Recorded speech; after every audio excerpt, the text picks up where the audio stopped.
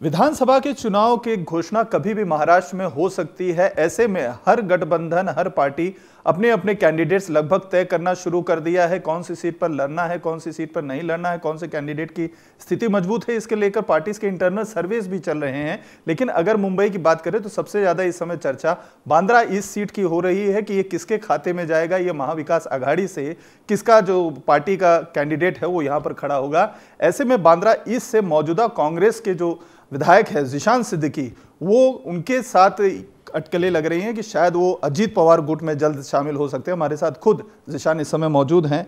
जिशान भाई, आप बांद्रा ईस्ट से कांग्रेस के मौजूदा विधायक हैं, लेकिन लगातार आपकी तरफ से ये आरोप लगाया जाता रहा है कि कांग्रेस के जो आला कमान, चाहे महाराष्ट्र के हों चाहे दिल्ली के हों, वो आपको हमेशा से नज़रअंदाज करते रहे हैं। खड़गे खुद आज मुंबई में हैं, उनकी भी जो प्रोग्राम है उसमें भी आपको निमंत्रण नहीं दिया गया है। क्या कहेंगे? देखिए, खड़गे जी की अगर बात करो तो वो बहुत ही अच्छे व्यक्ति है, बहुत पिता समान है, मगर उन तक बात पहुंचती नहीं है। महाराष्ट्र के जो लीडर्स हैं, पता नहीं खड़गे जी के इसको नॉलेज है या नहीं, कि मुझे पिछले कई महीनों से क्लोज डोर मीटिंग्स हो या आउटडोर मीटिंग्स हो, किसी भी मीटिंग में आमंत्रित नहीं किया जाता है। सारे व्हाट्सएप ग्रुप से मुझे निकाला गया है। बाकायदा 4 दिन पहले वर्षा ताई के नेतृत्व में मेरे ही मतदार संघ में, इस ऑफिस जो मेरे मतदार संघ में है बांद्रा पूर्व में, उसके पीछे वाली सड़क में ताई ने एक यात्रा निकाली और मुझे आमंत्रित भी नहीं किया। तो ये सारे सिग्नल साफ है। उनके वहाँ ऑफिस में कांग्रेस कार्यालय में फॉर्म्स भी दिए जा रहे थे। जो जो इच्छुक लोग हैं उनको बोला गया था कि आप आके फॉर्म लीजिए। तो हमारे एक रिप्रेजेंटेटिव गए थे फॉर्म लेने के लिए, उनको फॉर्म तक नहीं दिया गया। उन्होंने कहा कि आलाकमान ने कहा है कि आपको फॉर्म नहीं देना है। उन्होंने ठीक है, इनका मैसेज तो लाउड एंड क्लियर है, तो और क्या कह सकते हैं। मगर हमने तो कुछ किया नहीं। ऐसा पहली बार तो नहीं हुआ है कि पिताजी एक दूसरे पार्टी में और बेटा अलग पार्टी में हो। मैंने बहुत से उदाहरण भी दिए। मगर अगर ऐसा पर्सनली किसी को अटैक करना है तो ये बहुत दुर्भाग्यपूर्ण है, क्योंकि मैं कांग्रेस का सिटिंग एमएलए हूँ और शिवसेना उबट्टा आए दिन रोज कहती है कि ये तो हमारी सीट है, ये हमारी सीट है। और तो कैसी सीट है आपकी? कांग्रेस ने ये सीट जीती है, मैंने ये सीट जीती है और सिटिंग एमएलए हूँ। तो कांग्रेस पार्टी के पास रीढ़ की हड्डी होनी चाहिए कहने के लिए कि हमारा सिटिंग एमएलए, ये आपकी सीट नहीं है। तो आपको लगता है कि कहीं ना कहीं जो है मातोश्री में ये समझौता हो गया है कि ये सीट उबाटा को दी जाएगी? क्योंकि वरुण सरदेसाई जो काफ़ी करीबी माने जाते हैं, भतीजे माने जाते हैं उद्धव ठाकरे के, उनका नाम सबसे ज़्यादा आगे चल रहा है इस सीट पर उनको एज अ कैंडिडेट खड़ा करने। देखिए, जनता बहुत समझदार है। जनता जानती है कौन काम करता है और कौन रात में वांद्रपुर में था नहीं, सुबह बोलता है कि मुझे लड़ना है। तो पिछले कई सालों से शिवसेना उबट्टा का इधर प्रभाव रहा है, एमएलए रहा है, पर कुछ काम नहीं हुआ है, कुछ विकास नहीं हुआ है। तो पहली बार जब विकास हो रहा है तो उनको भी लग रहा है कि नहीं, वो वापस उनको आना है। पर जनता बहुत समझदार है और जनता मेरे साथ है और मैं 2024 का चुनाव ज़रूर लड़ूंगा और जनता मुझे ज़रूर जिताएगी। अच्छा, ये भी कहा जा रहा है कि आपने एश्योरेंस मांगने की कही कोशिश, आप लोकसभा से लेकर अभी तक विधानसभा जब करीब आ गया है, आप अपने आला कमान हो चाहे स्टेट लेवल के हो, आला जो नेता है उनसे आप एक एश्योरेंस मांग रहे थे कि आपको ये सीट एक कंफर्म कर दिया जाए कि बांद्रा ईस्ट से आपको ही टिकट कांग्रेस से दिया जाएगा और बाकी जो चुनाव का प्रचार है वो करेंगे आप। लेकिन वो क्या एश्योरेंस मिला? चाहे बाला साहब थोराट हो, चाहे खड़गे जी हो, चेन्नीथला हो, इन सबसे किसी से भी आपकी कोई बात, कोई एश्योरेंस? नहीं, मेरी बात एश्योरेंस की किसी से नहीं हुई। जिस दिन पिताजी एनसीपी ज्वाइन किए उस दिन संजय राउत जी ने भी अलग अलग स्टेटमेंट्स दी थे कि इससे हमें फ़र्क नहीं पड़ेगा, बांद्रापुर में तो हमारी सीट है। तब भी मैंने हाईकमान से बात की कि आप उनको रोकिए, आप रोज़ उनके साथ महाविकास आघाड़ी की मीटिंग्स में मिलते हैं, तो ये क्यों ऐसा हो रहा है? आपको याद होगा कि इंडिया अलायंस की भी मीट मेरी मतदार संघ में हुई थी बांद्रापुर में। उस वक्त मैंने सबसे ज़्यादा बढ़ चढ़ कर बैनर्स लगाए थे, कांग्रेस पार्टी के लगाए थे और इंडिया अलायंस के लगाए थे। मैंने उद्धव जी को भी वेलकम किया, सबको उधर वेलकम किया। मुझे एक रात पहले मेरी पार्टी के लीडर्स ने बड़े गुस्से से, मुझे याद है वो फ़ोन कॉल, बड़े गुस्से से फ़ोन किया और बोला कि मुझे 2 घंटे में सारे बैनर्स निकालने चाहिए। तो मैं बोला, सर ये हमारा मतदार संघ है और अगर मैंने कार्यकर्ताओं को बोला कि बैनर्स निकालने के लिए तो कैसा गलत मैसेज जाएगा। तो उन्होंने कहा था नहीं, शिवसेना उबट्टा इससे खुश नहीं है, आपको सारे बैनर्स निकालने पड़ेंगे। तो तभी से थोड़ा दिल में दुख हुआ कि जो इंसान पार्टी के लिए काम कर रहा है वो आप एक अलायंस पार्टनर, जो कि नेचुरल अलायंस है भी नहीं, मुझे पता है कि आज शायद से हो, कल कांग्रेस पार्टी के साथ वो अलायंस ना भी हो, तो उसके लिए आप एक सच्चे जो कांग्रेस पार्टी के साथ रहा है, मुझे 14 साल हो गए यूथ कांग्रेस में, तो दुख तो ज़रूर होता है, मगर ठीक है। अभी जो राजनीति है, मैं ज़्यादा राजनीति के बारे में जानता नहीं हूँ, काम करना जानता हूँ और काम करते रहूँगा लोगों के लिए। आपको लगता है ये सारी चीज़ें मातोश्री के इशारे पे हो रही हैं, उद्धव ठाकरे परिवार या उनके करीबियों के जरिए हो रहा है, आपको दरकिरार करने? ऐसा लग तो रहा है, क्योंकि या वो भी है और कांग्रेस में भी कई नेता है जो नहीं चाहते हैं कि यंग लीडर उभर के आए। कई लोग मुझे उनके रास्ते का भी कांटा समझते हैं, तो वो भी खुश है कि नहीं, ये पार्टी से बाहर हो जाए तो बेहतर होगा। तो मिलजुल कर क्या साजिशें रची जा रही है मैं नहीं जानता हूँ, बट ये हो रहा है। ये महाविकास अघाड़ी में मुझे जितना परेशान किया गया, अन्याय मेरे साथ हुआ, मैं हमेशा बोलता रहता था। ऐसा नहीं कि मैं अभी बोलता हूँ लोग कहते कि अरे 4.5 साल बाद क्यों कहता है। मैं डे 1 से कह रहा था कि अनिल परब जी से गलत कर रहे, मेरे फंड को लेके जो मुझे फंड मिलना चाहिए था वो परब साहब को मिल जाता था, मुझे कोई सरकारी फंक्शन में मुझे नहीं बुलाया जाता। तो ये सब स्टार्टिंग से हो रहा है, ऐसा नहीं कि बाद में हो रहा है, क्योंकि मैंने शिवसेना उबट्टा से ये सीट हमने जीती है और उसके बाद मुझे मेरी हौसला अफजाई करने से जगह मुझे टारगेट किया गया और हमारे मिनिस्टर्स थे गवर्नमेंट में। मैं जब भी मैं उनके पास जाता था कि मेरे साथ ये हो रहा है, तो सब यही कहते थे कि अरे जीशान, मुख्यमंत्री साहब की ये सीट पे नज़र है, अरे तू कोई और सीट देख लेना। अरे मैं क्यों कोई और सीट देखूं, मेरे लोग जिस समय उद्धव मुख्यमंत्री थे तब? जी, तब मुख्यमंत्री थे तो बोले थे कि मुख्यमंत्री साहब की तेरी सीट पे नज़र है तो हम उनसे बात नहीं कर सकते। अरे मगर हमारे वजह से तो उनकी सरकार चल रही है, आप उनसे बात नहीं कर सकते हो, तो फिर आपका अगर युवा आमदार को आप नहीं संभालोगे तो वो कहाँ जाएगा। अगर लोग के पास परेशानी होती तो लोग मेरे पास आती है, मेरे पास परेशानी होती तो मैं अपने लीडर्स के पास जाऊंगा। लोग मेरे पास आएंगे तो मैं उनको नहीं कह सकता हूँ ना, अरे मैं कुछ नहीं कर सकता हूँ, मुख्यमंत्री साहब की सीट पर नज़र है। सीट पर नज़र है तो ठीक है, लोग आपको मेरी मदद तो करनी पड़ेगी ना।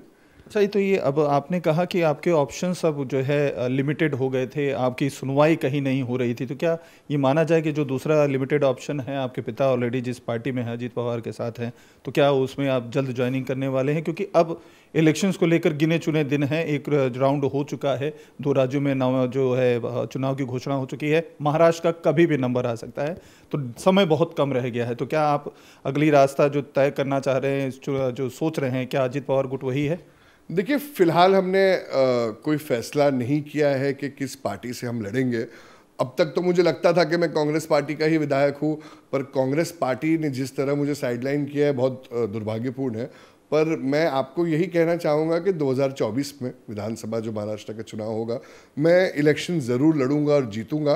किस पक्ष से लड़ूंगा वो अभी मुझे जनता से पूछना होगा। अगर आप देखेंगे तो हम जनता से संवाद कर रहे हैं, हर कोने में जा रहे हैं, गलियों में जा रहे हैं, लोगों से बात कर रहे हैं, लोगों को अपनी पीड़ा भी बता रहे हैं कि कितने साल तक काम करने के लिए हमें रोका गया, अब काम कैसे अच्छी तरीके से हो रहा है। तो लोग भी जानते हैं, और जो लोग कहेंगे, लोग ही तो हमें बनाते हैं, जनता बनाती है। तो जनता जैसी कहेगी उस हिसाब से हम काम करेंगे और उस पक्ष से लड़ेंगे और ज़रूर जीतेंगे। अजीत पवार से आपने आज सुबह मुलाकात की, कल उनकी एक बड़ी सभा जो नवाब मलिक के एरिया में थी, आपके एरिया से होके गई, तो आप उनकी यात्रा में भी शामिल हुए, मंच पे भी आपने साझा किया।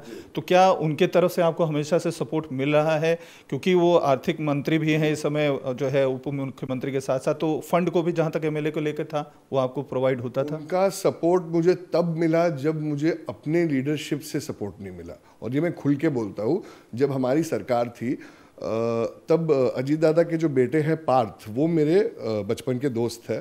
तब मैं पार्थ को मिला था और मैंने कहा था कि देखो, मेरे पार्टी से तो कोई मेरी सुन रहा नहीं है और मेरे फंड रोके गए। तब उन्होंने मेरी अजीत दादा से मुलाकात की थी। तब अजीत दादा तभी भी फाइनेंस मिनिस्टर थे, डिप्टी चीफ मिनिस्टर थे।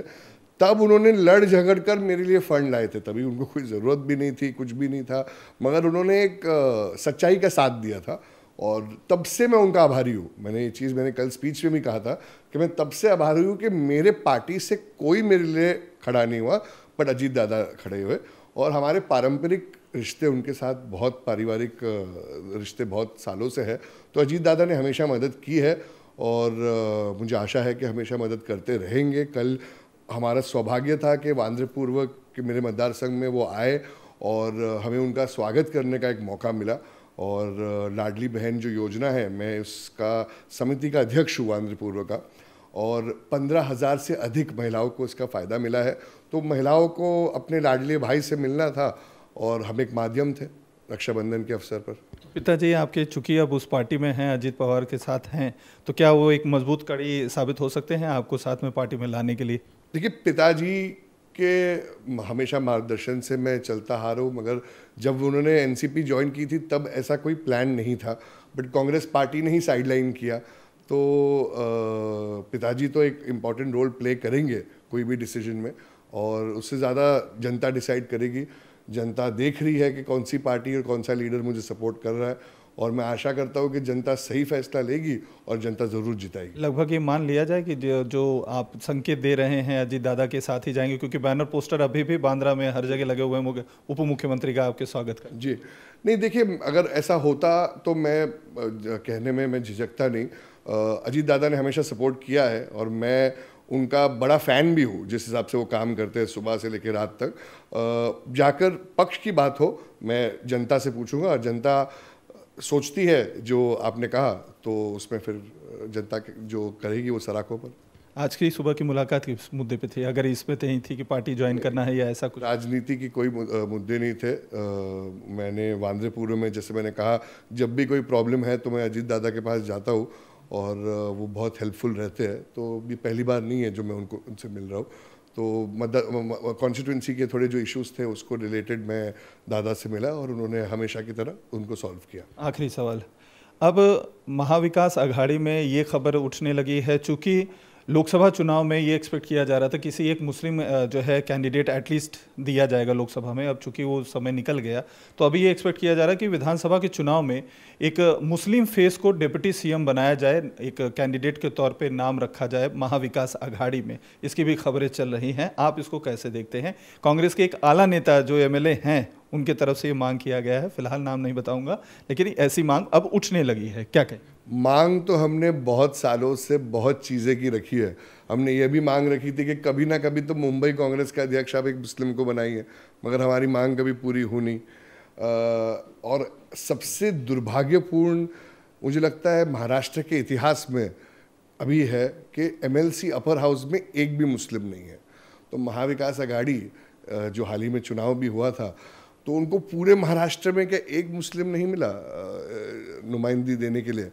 तो ये अभी आप आगे जाके डिप्टी सीएम की बात कर रहे हो तो बहुत बड़ी चीज़ है। मुझे लगता है सिर्फ लोगों के वोट लेना और सिर्फ वोट फॉर ग्रांटेड लेना कि नहीं ये मुस्लिम कम्युनिटी या कोई और कम्युनिटी हमारे लिए तो वोट डालेगी, मगर उनको रिप्रेजेंटेशन हम नहीं देंगे, तो कहीं ना कहीं हर समाज समझदार है और वादे करने बहुत आसान है, पर जब समय आया था कि आपको जिसने मदद की, आपके लिए जो खड़े हुए, आपने देखा था कि जब वक़फ़ का बोर्ड का जब बिल भी पास हो रहा था, अजीत दादा तो खुल के कहते हैं कि नहीं हम कोई भी प्रॉब्लम आने नहीं देंगे, मगर जब शिवसेना उबट्टा के एमपीज़ का, सांसदों का बात करने का उनको चांस था तो 9 के 9 एब्सेंट थे। तो मुसलमान समाज भी बहुत समझदार है और हर एक समाज बहुत समझदार है कि शिवसेना उबट्टा किसी का ना रहा, कोई भी समाज का ना रहा, वो सिर्फ अपने लिए सोचते हैं। और जो कोविड काल में उन्होंने भ्रष्टाचार किया है वही चीज़ उनको आगे, देखिए जो हम करते हैं गलत करते हैं तो हमारे साथ गलत होगा, तो वही गलत उनको सामना करना पड़ रहा है। भाई बात करने बहुत बहुत शुक्रिया। तो आप समझ सकते हैं कि कितनी ज़्यादा नाराज़गी है, चूँकि बात एक मौजूदा विधायक की है जो लगातार अपनी पार्टी में दरकिनार किया जा रहा है, वो भी सामने एक गठबंधन के नेता के द्वारा लॉबिंग करने की वजह से। लेकिन इनका साफ तौर पर कहना है कि 2024 का विधायक का चुनाव तो ये लड़ेंगे ही। अब पार्टी कौन सी होती है वो इनके स्थानीय जो यहाँ के लोकल लोग हैं जहाँ से ये विधायक हैं वो तय करेंगे। इसके संकेत साफ है कि जल्द ही कांग्रेस ये छोड़ सकते हैं और शायद अजीत दादा अब उनके अगले नेता होंगे। कैमरामैन विजेंद्र भदौरिया के साथ अतुल सिंह, इंडिया टीवी, मुंबई।